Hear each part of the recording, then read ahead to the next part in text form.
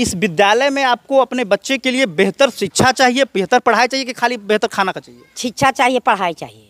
खाना नहीं मिले तो? नहीं, कोई बात नहीं है। कोई बात नहीं। नहीं, खाना से क्या होगा? हमको बच्चा पढ़ने के लिखने के लिए शिक्षा मिलेगा तो हमको बहुत बहुत है। खाना से कोई मतलब नहीं? कोई मतलब नहीं। बताइए ना, 1 से लेकर 8वीं तक सिर्फ एक कमरे में चलेगा विद्यालय क्या? आप देख रहे हैं यहाँ ऑफिस एक कमरे में, 1 से 8वीं कक्षा जो है वो चल रही है एक कमरे में, स्टोर रूम एक कमरे में है, किचन का जो है वो सिर्फ साइड में जो है वो बना हुआ है। और ये विद्यालय का परिसर है और यहाँ पर दिखाएंगे कि इसी नाली से होकर जो है वो पैन से होकर बच्चे यहाँ आते जाते हैं। क्या फ़ायदा ऐसे विद्यालय में? कौन भेजना चाहेगा भाई? कौन भेजना चाहेगा? इतने बच्चे यहाँ पर पढ़ रहे हैं। कोई हमको बता दे कि किसी का बाप जो है वो मुखिया है, किसी का बाप सरपंच है किसी का यहाँ पे? कोई मुखिया जी का बेटा पढ़ता है क्या स्कूल में? नहीं सर। है? नहीं। विधायक जी का बेटा पढ़ता है? नहीं सर। कोई डॉक्टर का बेटा? कोई नहीं सर। इंजीनियर का? कुछ नहीं सर। गरीब का बेटा? हाँ, गरीब के बेटा पढ़वे करता है। बताइए, इस विद्यालय में कौन पढ़ेंगे? ना विधायक के बेटे पढ़ेंगे, ना मंत्री के, ना डॉक्टर के, ना इंजीनियर के। यहाँ गरीब के बच्चे पढ़ते हैं। हाँ। और फिर आप लोग कहते हैं कि आखिर गरीब के बच्चे पढ़ क्यों नहीं पा रहे हैं? तो आप ऐसी व्यवस्था अगर दीजिएगा तो गरीब के बच्चे कैसे पढ़ेंगे महोदय? अगर आपको तुलना करवानी है तो जैसे बड़े बड़े अधिकारियों के बेटे प्राइवेट विद्यालय में पढ़ रहे हैं वैसी फैसिलिटी दीजिए ना, उसके बाद ये भी तरक्की करेंगे। हमारे देश में के आज़ादी के लगभग 75 साल से ज़्यादा हो गया, उसके बावजूद आज दलित का बेटा जो है वह आज भी पिछड़ा क्यों है? क्या कारण है? आरक्षण आप दे रहे हैं लेकिन आरक्षण का फ़ायदा इन लोगों को मिल नहीं पा रहा है, क्योंकि वैसी फैसिलिटी नहीं मिल पा रही है। आज ये लोग इस विद्यालय में पढ़ रहे हैं जहाँ बैठने का जगह नहीं है, जहाँ अच्छे से बच्चे जो है वो अगर एक साथ उपस्थित हो जाएंगे तो कहीं पर जगह नहीं कम पड़ जाएगा। और इस विद्यालय में ऐसी व्यवस्था तो बच्चे कैसे पढ़ेंगे? बिहार के गया जिले के फतेहपुर प्रखंड के नावाडीह गांव में है और यहाँ एक सरकारी विद्यालय है और इस सरकारी विद्यालय का यही सड़क है। आप इस तस्वीर पर एक बार नज़र डालिए कि बरसात के दिनों में जब यहाँ पानी आता होगा तो इस विद्यालय परिसर का क्या हाल होता होगा। इसी सड़क से जो है वो एक पैन है, क्या चाची? पैन है ये पैन है और जब पानी इसमें भरता होगा तो कैसे बच्चे आते होंगे, ये एक बड़ा सवाल है। दिल्ली में यूपीएससी कोचिंग सेंटर के बेसमेंट में कोचिंग चल रहा था और वहाँ पानी में, नाली वाले पानी में डूबने से 3 लोगों की मौत हुई है। और इस तरह से अगर पानी विद्यालय के सामने अगर जमा रहेगा और जब बरसात में भारी मात्रा में पानी आएगा तो बच्चे के डूबने की खतरा भी बनी रहेगी। इस विद्यालय में हम मौजूद हैं और यहाँ पे जो है वो कुछ ग्रामीण महिलाएं हैं। सबसे पहले यहाँ मिड डे मील का भोजन बन रहा है। हम लगातार ये कहते आए हैं सरकार से, ये मेरा व्यक्तिगत राय है कि सरकार मिड डे मील को जो है वो सरकारी विद्यालय में बंद कर दे और अगर चलवाना है तो किसी टेंडर के माध्यम से चलवाए, शिक्षकों को इससे जो है वो कार्य मुक्त करवाए। शिक्षक को आप लोड देते हैं, बड़ा भ्रष्टाचार होता है इसमें। विभाग से लेकर मंत्री से लेकर संतरी तक से बैठ के सब जो है वो तमाशा देखते हैं और लूट होता है। क्या एक पेट के भोजन से बच्चे का जिंदगी चलेगा जी? भीमराव अंबेडकर कहते थे कि पैरों में चप्पल हो या ना हो, हाथ में कॉपी और कलम जरूर होना चाहिए। एक पेट के भोजन से, एक टाइम के भोजन से बच्चे का जिंदगी संवरेगा क्या?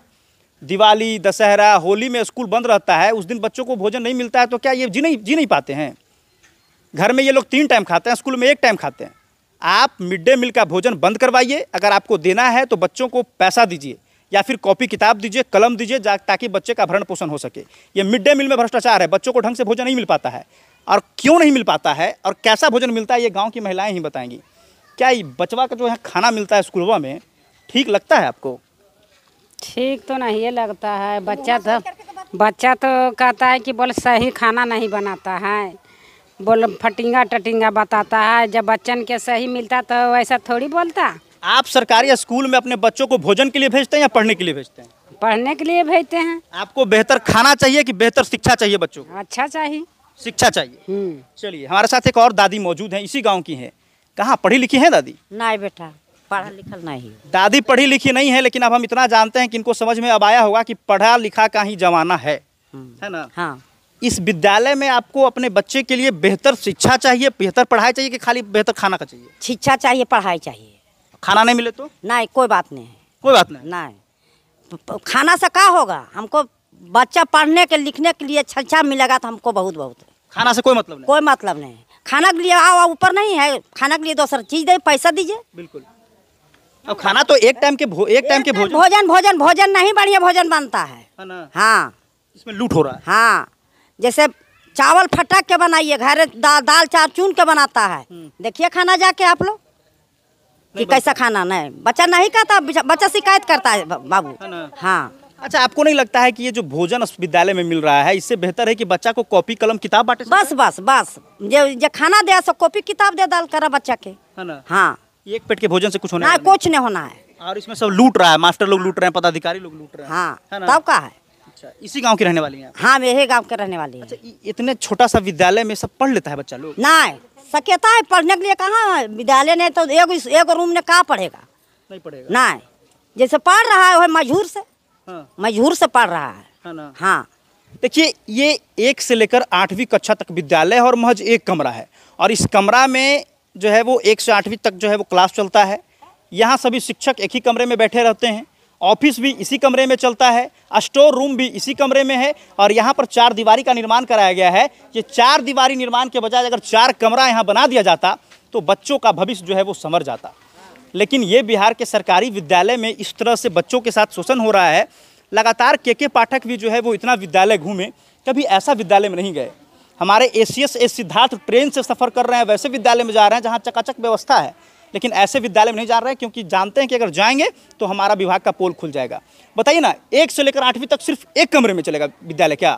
आप देख रहे हैं यहाँ ऑफिस एक कमरे में, 1 से 8वीं कक्षा जो है वो चल रही है एक कमरे में, स्टोर रूम एक कमरे में है, किचन का जो है वो सिर्फ साइड में जो है वो बना हुआ है। और ये विद्यालय का परिसर है, और यहाँ पर दिखाएंगे कि इसी नाली से होकर जो है वो पाइन से होकर बच्चे यहाँ आते जाते हैं। क्या फ़ायदा ऐसे विद्यालय में? कौन भेजना चाहेगा भाई, कौन भेजना चाहेगा? इतने बच्चे यहाँ पर पढ़ रहे हैं। कोई हमको बता दे कि किसी का बाप जो है वो मुखिया है, किसी का बाप सरपंच है किसी का यहाँ पे? कोई मुखिया जी का बेटा पढ़ता है क्या स्कूल में? नहीं सर, हैं? नहीं। विधायक जी का बेटा पढ़ता है? नहीं सर। कोई डॉक्टर का बेटा? कोई नहीं सर। इंजीनियर का? कुछ नहीं सर। गरीब का बेटा? हाँ, गरीब के बेटा पढ़वे करता है। बताइए, इस विद्यालय में कौन पढ़ेंगे? ना विधायक के बेटे पढ़ेंगे, ना मंत्री के, ना डॉक्टर के, ना इंजीनियर के। यहाँ गरीब के बच्चे पढ़ते हैं। हाँ। और फिर आप लोग कहते हैं कि आखिर गरीब के बच्चे पढ़ क्यों नहीं पा रहे हैं? तो आप ऐसी व्यवस्था कर दीजिएगा तो गरीब के बच्चे कैसे पढ़ेंगे महोदय? अगर आपको तुलना करवानी है तो जैसे बड़े बड़े अधिकारियों के बेटे प्राइवेट विद्यालय में पढ़ रहे हैं वैसी फैसिलिटी दीजिए ना, उसके बाद ये भी तरक्की करेंगे। हमारे देश में के आज़ादी के लगभग 75 साल से ज़्यादा हो गया, उसके बावजूद आज दलित का बेटा जो है वह आज भी पिछड़ा क्यों है? क्या कारण है? आरक्षण आप दे रहे हैं लेकिन आरक्षण का फ़ायदा इन लोगों को मिल नहीं पा रहा है, क्योंकि वैसी फैसिलिटी नहीं मिल पा रही है। आज ये लोग इस विद्यालय में पढ़ रहे हैं जहाँ बैठने का जगह नहीं है, जहाँ अच्छे से बच्चे जो है वो अगर एक साथ उपस्थित हो जाएंगे तो कहीं पे जगह नहीं कम पड़ जाएगा, और इस विद्यालय में ऐसी व्यवस्था तो बच्चे कैसे पढ़ेंगे? एक ही कमरा में सब लोग बैठ जाते हो? Yes sir. एक ही कमरा में सब पढ़ते हो? Yes sir. दिक्कत नहीं होता है जी? दिक्कत होता है सर। तो क्या कहना चाहोगे सरकार को? बोलो, मुख्यमंत्री जी नीतीश कुमार को क्या कहोगे तुम? रूम बनाने के रहे हैं। रूम बनाने के लिए? Yes sir. बताइए, ये देखिए छोटे छोटे सारे ये बच्चे हैं, इसी विद्यालय में पढ़ते हैं। रूम के अभाव के कारण ये जो है वो अपनी ज़िंदगी दांव पे लगाए हुए हैं साहब। 1 से 8वीं तक का ये विद्यालय है। जब पहला क्लास के बच्चों का क्लास होता होगा तो 7वीं 8वीं और 5वीं 6ठी के बच्चे क्या करते होंगे? सीधे अब हम जो है वो अंदर चलेंगे और वहाँ बातचीत करेंगे। हेडमास्टर साहब यहाँ आइए आप। यहाँ देखिए प्रिंसिपल साहब मौजूद हैं। अब प्रिंसिपल साहब से हम जानेंगे कि आखिर ये जो है वो इसको लेकर क्या क्या किए हैं। आपके यहाँ 1 से 8वीं तक जो है वो एक ही कमरा है? जी सर, एक ही कमरा है। एक ही कमरा में आपका ऑफिस भी है, एक ही कमरा में स्टोर रूम है, एक ही रूम में शिक्षक भी बैठते हैं, अब 1 से 8वीं तक के बच्चे भी पढ़ते हैं? जी हाँ, चाल वगैरह सब उसी में रहते हैं, कुर्सी वगैरह उसी में रहते हैं। सारा सामान और टीचर और बच्चे सब एक ही कमरा में है। बहुत परेशानी से यहाँ हम लोग दिक्कत से काम कर रहे हैं सर। आप प्रिंसिपल हैं? जी हाँ सर। ऐसा करते हुए आपको थोड़ा बहुत जो है शर्म नहीं आता है? बहुत आता है, लेकिन मेरे हाथ में नहीं है। शर्म आता है, बहुत शर्मिंदा होते हैं, बहुत दिक्कत होता है। पेड़ के पास बच्चा को ले जाते हैं, ये सामने देखिए ये रास्ता जो है आने जाने में, बच्चे का आने जाने में, हम लोग मेरे सारे टीचर को आने जाने में बहुत दिक्कत होता है। हम लोग इधर उधर से आ जाते हैं, बच्चे भी बहुत दिक्कत से आते हैं किसी तरह। सबसे बड़ा यहाँ कमरा का समस्या है, रास्ता का समस्या है सर। अच्छा, इसको लेकर आपने अभी तक क्या क्या एक्शन लिया है? इसके लिए हमने एप्लीकेशन दिए हैं, BO साहब को एप्लीकेशन दिए हैं, DO साहब को एप्लीकेशन दिए हैं। वहाँ से इंजीनियर साहब से भी बात हुआ है। इंजीनियर साहब बोले कि आप ज़मीन का प्लॉट का इसका पेपर दीजिए। इसका पेपर भी हम कर्मचारी के यहाँ से करा करके एप्लीकेशन लिख करके पूरा हम दिए हैं, जिला में दिए हैं। क्या लगता है कब तक ये बनकर तैयार होगा? हमको तो लगता है सर कि इतना कर रहे हैं, 6 महीना 7 महीना से हम दे रहे हैं, कोई सुनवाई नहीं हो रहा है। पता भगवान अब जो साथ देंगे तभी बनेगा। एक कर्मचारी के ध्यान से नहीं बन सकता है। चलिए, तो हमारे साथ ये प्रिंसिपल मौजूद हैं। देखिए, अब यहाँ विद्यालय की स्थिति तो हमने देख लिया, अब सीधे बात करेंगे एजुकेशन पे। सारे बच्चे मौजूद हैं, आखिर पढ़ाई लिखाई कैसी हो रही है, बच्चे क्या पढ़ रहे हैं। धन्यवाद।